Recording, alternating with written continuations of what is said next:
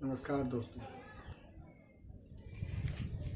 आप सभी का स्वागत है आपके अपने चैनल लेट्स एक्सप्लोर नॉलेज पे। माना था कि नाम थोड़ा सा बड़ा है लेकिन एक अच्छा नाम है जहाँ पर हम बात करते हैं अपनी नॉलेज को शेयर करने की, अपने ज्ञान को लोगों तक पहुँचाने की कोशिश होती है। और आज उसी कड़ी में एक टॉपिक हम लेंगे और उस टॉपिक पर हम बात करेंगे जिसका नाम है conservation of energy, law of conservation of energy।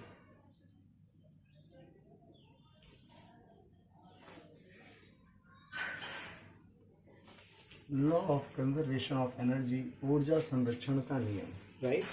So according to this law we all know, थोड़ा मैं इसको पीछे कर, आप बोर्ड पूरा विजिबल हो जिससे ना। According to this one we all know about about the thing that is कि बेसिकली किसी भी सिस्टम का जो एनर्जी होता है वो टोटल एनर्जी रिमेन होता है कांस्टेंट, ठीक है। So according to the law of conservation of energy the total energy of a system remains constant. ये एक सिंपल सा थ्योरम है, एक सिंपल सा लाइन है, स्टेटमेंट है कि किसी भी सिस्टम का जो टोटल एनर्जी है ये हमेशा कंजर्व रहता है, it does not change through out the variations, ठीक है। हाँ, यहाँ पे एक चीज़ ज़रूर होती है, अगर हम बात करें कि एनर्जी का ट्रांसफॉर्मेशन होता है, एनर्जी बदलती है, एनर्जी रूपांतरित होती है। So if we see the whole statement of this one, so the total energy of the system remains constant, that means it can be transformed in one form to another form. या इसको एक common language में बात करते हैं जो आप पढ़ते आ रहे हैं, जो आपके दिमाग में बैठा हुआ है। बहुत सिंपल सी एक definition, energy can not be created and nor be destroyed. अगर हम ग्रामेटिकली चलें तो energy neither be created nor be destroyed, it can be only transform from one form to another form, right. तो अब इस चीज को जानने के लिए कि क्या ऐसा है, तो हमारे पास बहुत सारे एग्जाम्पल्स हैं जिनके थ्रू हम ये चीज़ समझ सकते हैं, जान सकते हैं। जैसे क्या एग्जाम्पल्स हैं, लेट अस सी। आपके घर में बहुत कॉमन सा एक एग्जाम्पल है, स्विच लगी है और स्विच से बहुत सारे इलेक्ट्रिकल अप्लायंसेस कनेक्टेड हैं हमारे, right. So what does the circuit do is, circuit में करंट फ्लो होती है, that current is what, electric energy. ये कैसी एनर्जी है, दैट इज इलेक्ट्रिक एनर्जी जो करंट के फॉर्म में वायर्स में फ्लो कर रही है, ठीक है। Electric current is what, it's a electrical energy, basically we can say electrical energy.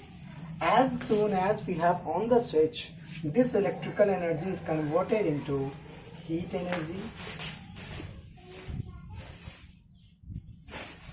It is converted into mechanical energy, it can be converted into optical energy and many more। बहुत सारे options हैं, आप बहुत सारी चीजें देख सकते हैं जहां पर आप इस इलेक्ट्रिकल एनर्जी को अलग अलग फॉर्म में कन्वर्ट करते हैं। लाइक एन एग्जांपल, अगर इलेक्ट्रिकल एनर्जी से हम मोटर को ऑन करते हैं तो हमें मैकेनिकल एनर्जी मिलती है। फॉर एग्जांपल, हमारे घर में पानी का पंप है, ये मैकेनिकली प्रेशराइज करता है और वाटर को खींचकर ऊपर टंकी तक पहुंचाता है, मैकेनिकल एनर्जी। या ऐसे और भी बहुत सारे एग्जांपल हैं जहां पर आप इलेक्ट्रिकल एनर्जी को मोटर में देते हैं और मैकेनिकल एनर्जी में कन्वर्ट होता है। लाइक आपका मिक्सर ग्राइंड करता है, वहां पे भी रोटेशन होता है, right. If we see, we can convert, we can transform this electrical energy into the heat energy. Like an example, we have induction cooktop, right. Switch on किया, heat energy produce हुई, खाना गर्म होकर पक गया। Microwave, heat energy मिल रही है आपको। हीटर्स, ठीक है। गीजर, जहां पे हीट एनर्जी के थ्रू आप पानी को गर्म कर रहे हैं। और भी हमारी सारे ये अप्लायंसेस सब घर के हैं।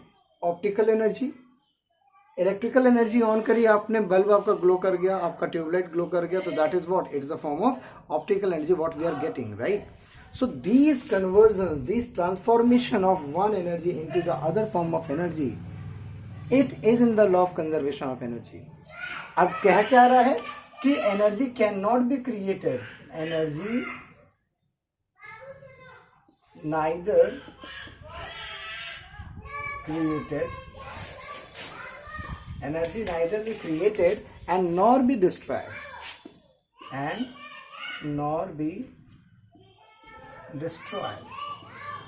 right? It can be transformed only from one form to another form. So तो ये हमारा लॉ है. आई होप आपको समझ में आया होगा कि energy neither be created nor be destroyed, it can be only transform from one form to another form. ऐसा कोई भी एग्जांपल आप सेट नहीं कर सकते जहां पर एनर्जी क्रिएशन की बात हो. ये याद रखिएगा, ऐसा कोई भी एनर्जी सोर्स नहीं है जहां से एनर्जी प्रोड्यूस की जाती, क्रिएट की जाती है. हर जगह एनर्जी का केवल और केवल कन्वर्जन होता है, ट्रांसफॉर्मेशन होता है. चाहे वो इलेक्ट्रिक जनरेटर हो, हम कॉमनली कहते हैं इलेक्ट्रिक जनरेटर से क्या होती है, करंट पैदा होती है. तो करंट पैदा होती है, नो डाउट, बिल्कुल करेक्ट है, करंट पैदा होती है, लेकिन वो करंट बेसिकली क्रिएट नहीं हुई है, वो वहां पर एनर्जी कन्वर्ट हुई है, एक फॉर्म से दूसरे फॉर्म में एनर्जी का कन्वर्जन हुआ है. राइट. अब हम इसी के डेरिवेशन पे आज बात करने वाले हैं, एक एग्जाम्पल लेकर. वो एग्जाम्पल बहुत ध्यान से समझेंगे. बेसिकली अगर हम मैकेनिक्स में बात करें, अपने क्योंकि हम लॉज ऑफ मोशन की बात कर रहे हैं, तो यहाँ पे जो एनर्जी है हमारी किसी भी सिस्टम की, टोटल एनर्जी, ये टोटल एनर्जी मानी जाती है पोटेंशियल एनर्जी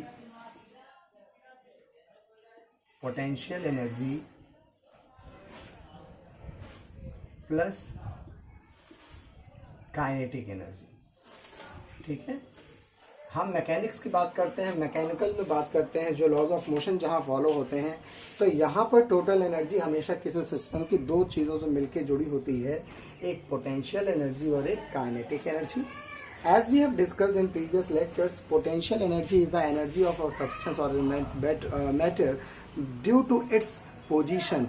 उसकी पोजीशन की वजह से उसमें जो एनर्जी कंजर्व होती है, that is what, potential energy. और जब वो बॉडी मोशन में आ जाती है, तो मोशन में आने के कारण जो एनर्जी वो गेन करती है या जो एनर्जी कन्वर्ट होकर मिलती है, दैट इज काइनेटिक एनर्जी. तो किसी भी सिस्टम की जो टोटल एनर्जी है, वो potential energy plus kinetic energy का सम होती है. तो अब हम कंजर्वेशन ऑफ एनर्जी के लॉ को प्रूव करने चल रहे हैं. उसके लिए मैंने एजम्पशंस क्या माने हैं, देखिए बिल्कुल समझिएगा. हमने एजम्पशन माना है कि कोई एक बॉल है जो एक सर्टेन हाइट पर लोकेटेड है ग्राउंड से. ठीक है. इस हाइट की वैल्यू हमने इसके सेंटर से मान ली, दैट इज h. ठीक है, दैट इज h. ठीक. आफ्टर टी टाइम इंटरवल ये बॉल मूव करते करते, ये पोजीशन A है, कुछ देर बाद ये बॉल आ जाती है यहाँ पर, इस दूरी को ट्रेवल करके, इस दूरी का नाम हमने दे दिया x मीटर. ठीक है. तो ये दूरी कितनी हो गई बेटा, x मीटर हो गई. अब अगर ये x मीटर हो गई, तो ये जो नीचे वाली दूरी कितनी हो जाएगी, h माइनस x मीटर. ठीक. फिर लास्ट केस में हम बात करेंगे, बॉल हमारी कहाँ आ गई, ग्राउंड पर आ गई. तो ये A स्टेट है,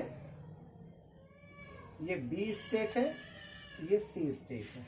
तो हम क्या करेंगे, हम तीनों स्टेट पर टोटल एनर्जी को देखेंगे कि क्या पूरे सिस्टम की टोटल एनर्जी एक जैसी है. ठीक है, टोटल एनर्जी ध्यान रखिएगा.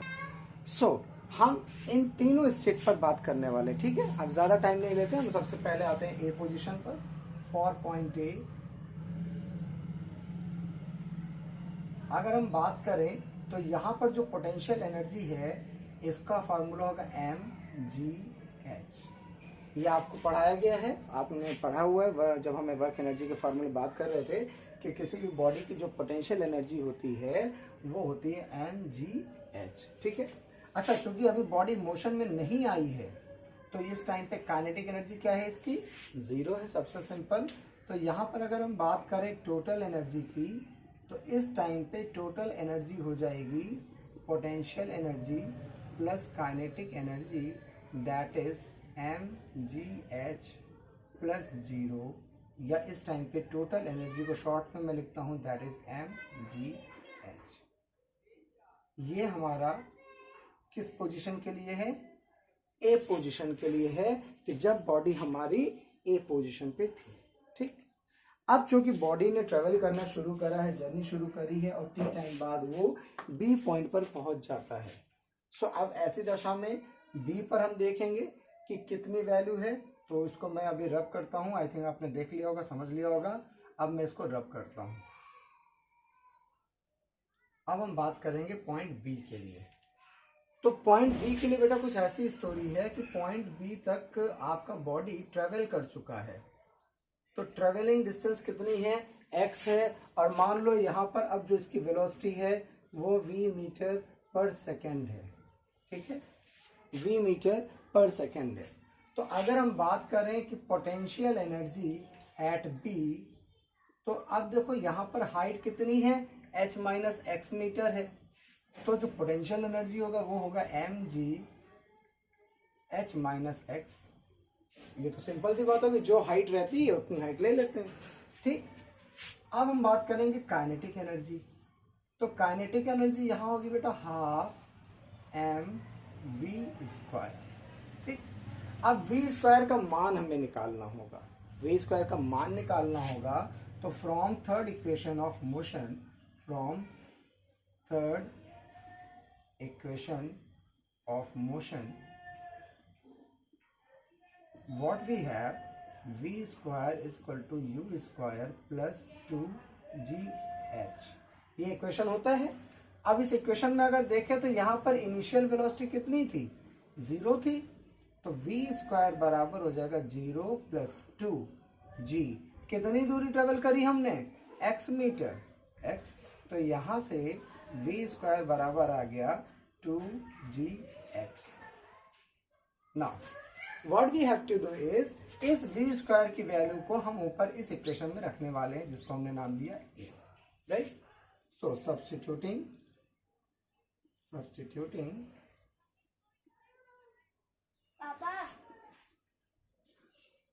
value of v square in equation a, right? अब इसको रख के देखते हैं। So what we are going to do is substituting the value of v square in the equation a। तो अगर हम यहाँ पे देखेंगे kinetic energy is equal to 1/2 m into v square की वैल्यू कितनी है बेटा, 2gx, राइट। सो 2 से 2 क्या हो जाएगा, cancel out, we will have mgx। This is your kinetic energy, right. Now अब क्या करना है, काइनेटिक एनर्जी आपकी आ गई, दैट इज सपोज बी। अब काइनेटिक एनर्जी और पोटेंशियल एनर्जी को जोड़ेंगे तो हमें क्या मिलेगा, total energy. So total energy is equal to potential energy plus kinetic energy, right. So potential energy कितना है बेटा हमारा, mgh माइनस mgx। अगर हम mg को अंदर लेकर जाए तो mgh माइनस mgx हो जाएगा, प्लस काइनेटिक एनर्जी कितनी है, ये वैल्यू कट जाएगी, we will have again mg total energy at point B, equation number 2। I hope यहां तक आपको समझ में आया होगा। At point A the total energy was mgh, body ने मोशन करा कुछ दूर तक, बी पॉइंट पर भी टोटल एनर्जी mgh, केवल कन्वर्जन हुआ। यहां पर केवल पोटेंशियल एनर्जी थी, यहां पर पोटेंशियल प्लस काइनेटिक दोनों मिली है। अब ऐसे ही हम सी पॉइंट पर आएंगे, ठीक है, we will come to point C. Now C,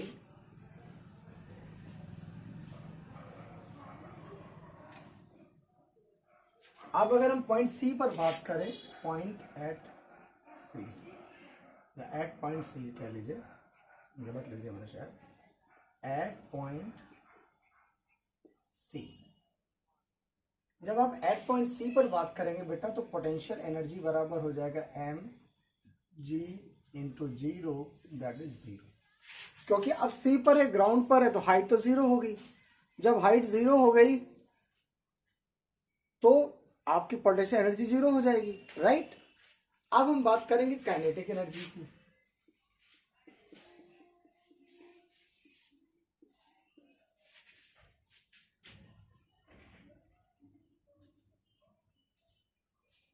right?